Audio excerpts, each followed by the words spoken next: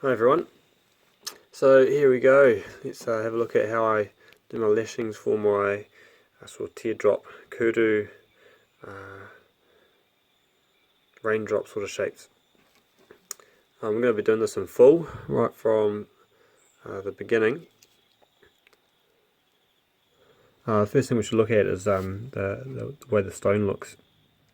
So I've got a hole in there which will fit 4 strands of 1mm cord, which is what I'm using here, waxed polyester I think it is. And I also carve a groove right up to the top, okay, for the inside strands of ligands. You'll see that very shortly. I put the hole in a place, I plan on lashing it down a little bit below that usually. So first job is threading the necklace cord through. So I do this unplaited. You could do it pre-plaited if you wanted to. Okay, so that's it there, 6 cords. And here are the strands. Now, this first part I'm going to do is the whipping. Okay, so I've got a roll of cord here.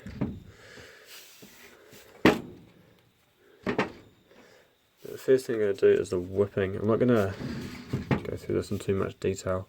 I've got another video which covers how to do this. It's explained much better.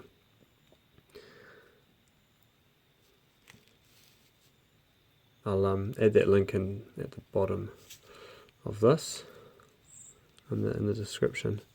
But I guess 2 things I would say about the whipping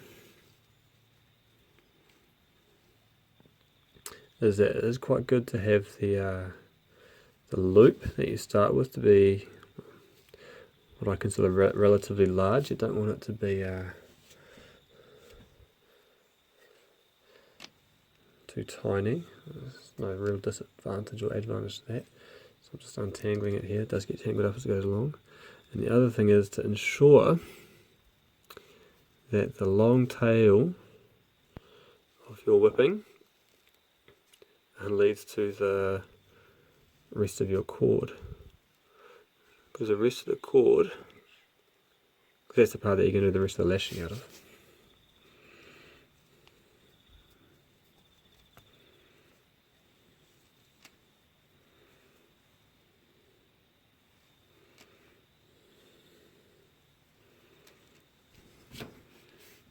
Okay, so the whipping's looking like so at the moment. I'll do a few more wraps.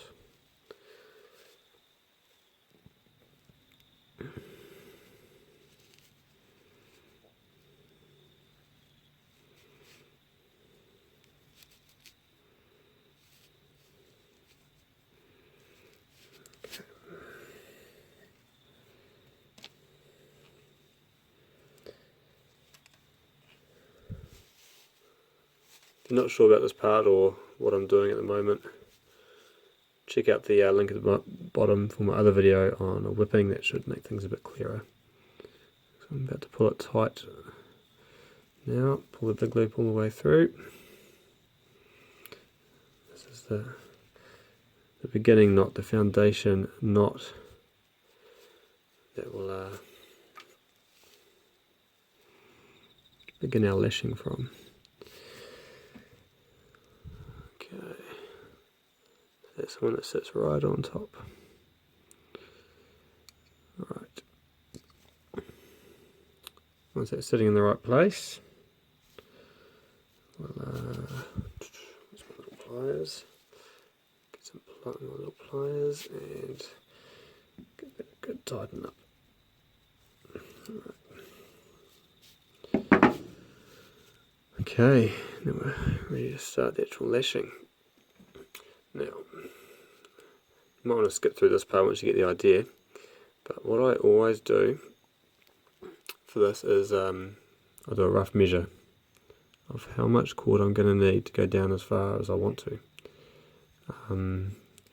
Because for this lashing you can't leave it attached way I do it anyway. I'm sure there's another way.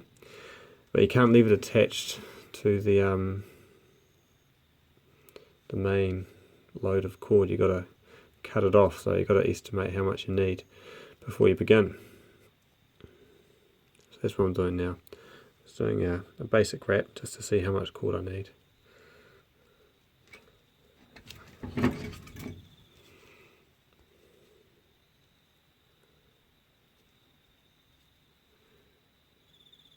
Okay, I'm just covering up the hole now. Now when you are doing this, there's a couple of things. You need enough to go as far as you're going, but then always leave yourself with more, because if you get this part wrong, you don't make it long enough, you have to restart right from the beginning of the whipping again. So I'm going to go about that long.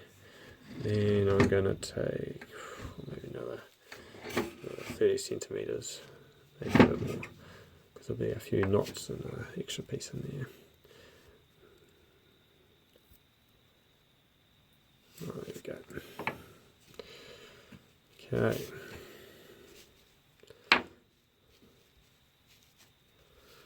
Let's untangle all of this and get down to the serious business.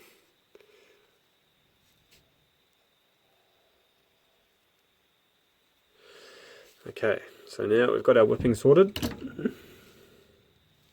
Got our whipping, and we've got our other end of the cord, the length of cord that we're going to be using for the actual lashing. Now, the first thing that I do, I find to be quite important, is I first of all thread that end, so we just wet it, back through that hole. See why in a moment. Just aligning the whipping so it's sitting on top. There we go, so thread it back through the hole. Don't get tangled. What have I done there?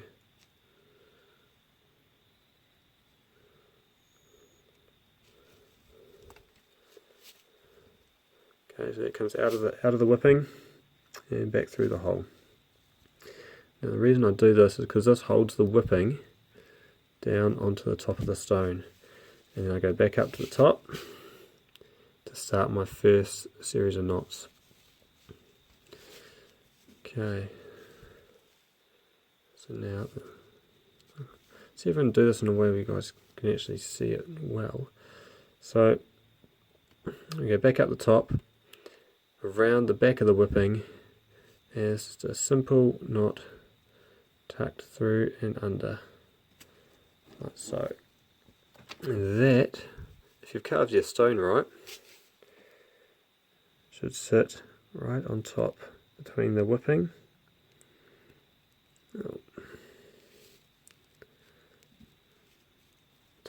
and the top of the stone. Right. So let me get this sitting in the right place.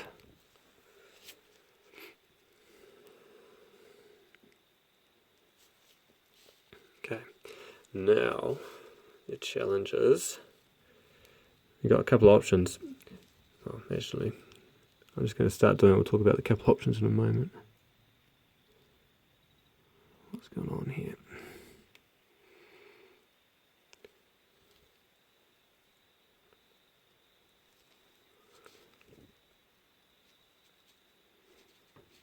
I'm having a bit of trouble getting the whipping to sit on top with the shape that I've carved the stone into. I think it's still going to work. Just going to have to be a bit careful with these first couple of knots. Okay. Okay, so one that way. And we're going to do one this way.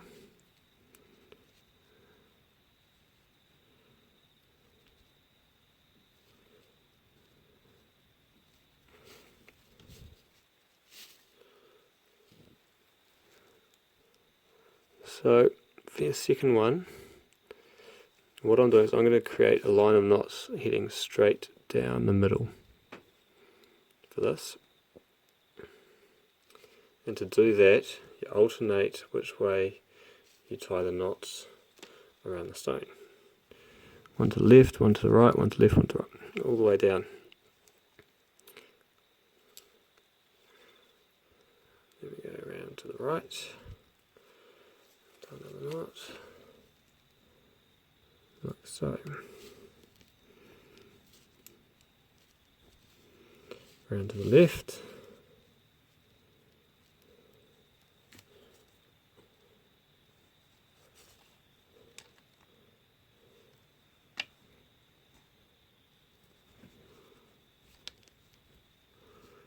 Okay, you can start to see the pattern starting to form up.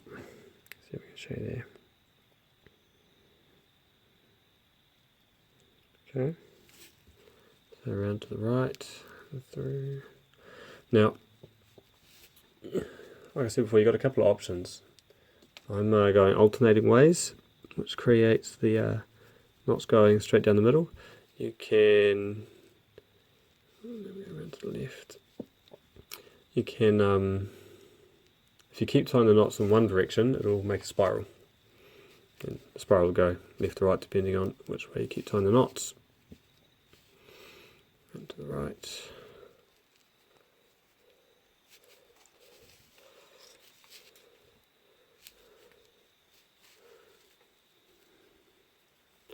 Make sure you stay tight.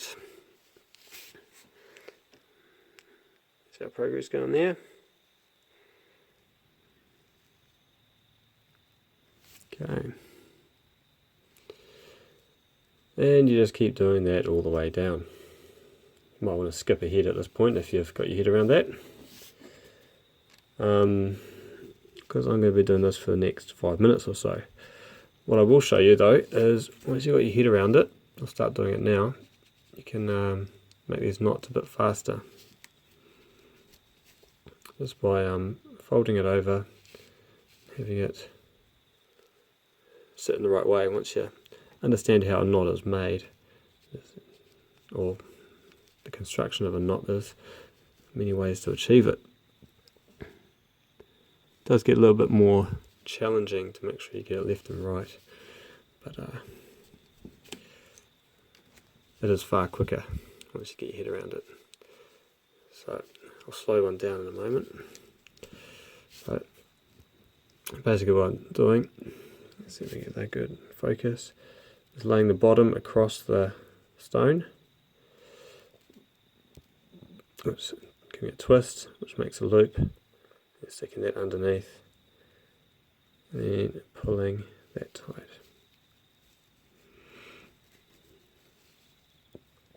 And then do it the other way. Okay.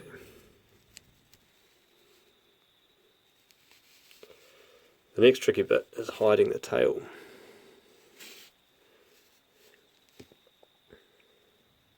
Okay, it's starting to form up. Stay in focus, here we go, looking good. Now the tail, I used to use a pull-through cord for the tail. I stopped doing that now. I'll do it from about halfway,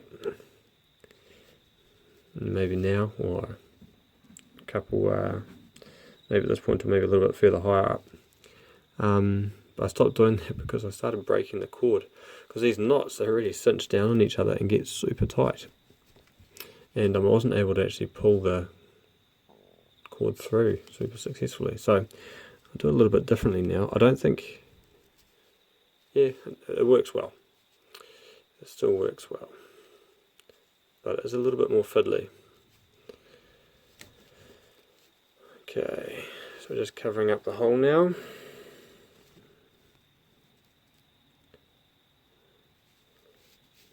That's what I love about this stuff, is the it makes it look like magic, even though it is suspended through a hole in it.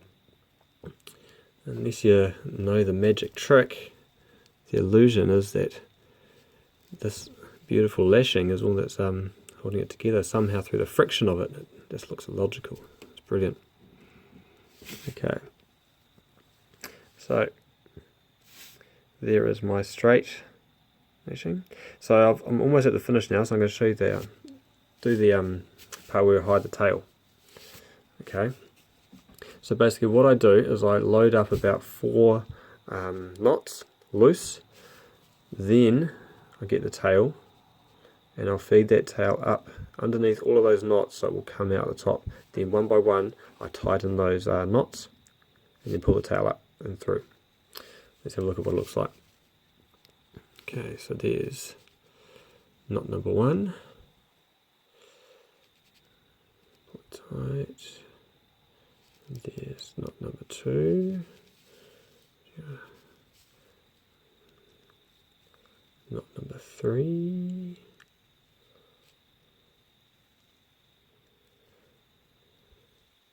And knot number 4. Okay. Here's the tail. All the way up through the middle.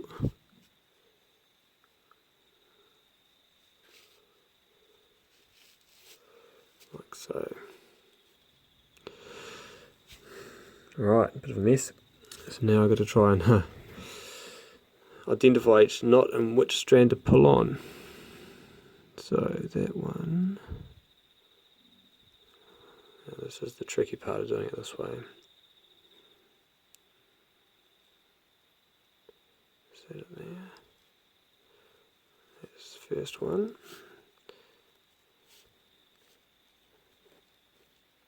Oh, got a little bit stuck in behind.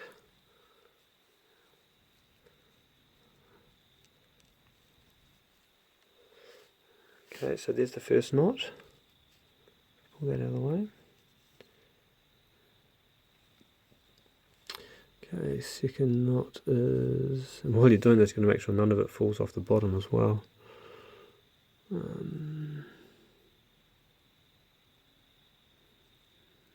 that the second one? There we go. Pull that one tight.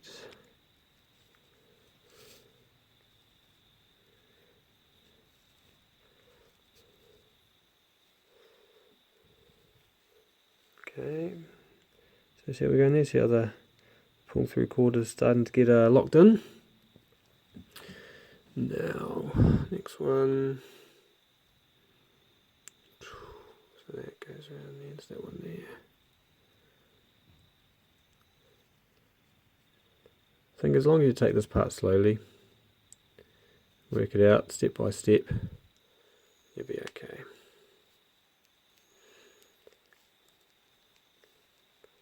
Alright, good, and then the last one, so that's the bottom, so that's that one there.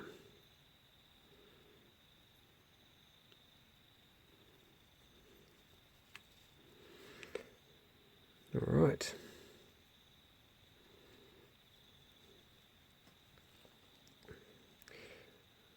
Hey, now for the finale.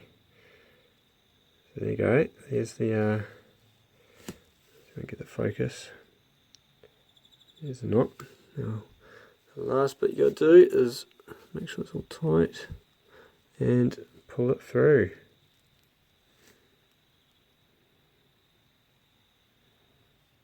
Up and under.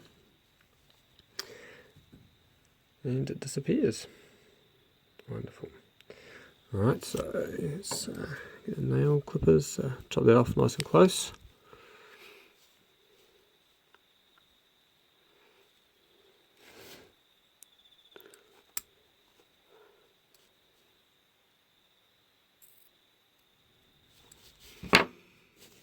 Get rid of the random strands. There you go.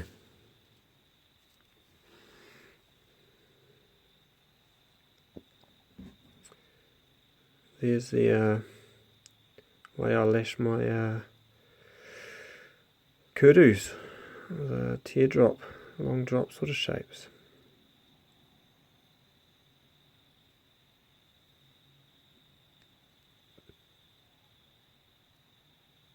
So the next step after this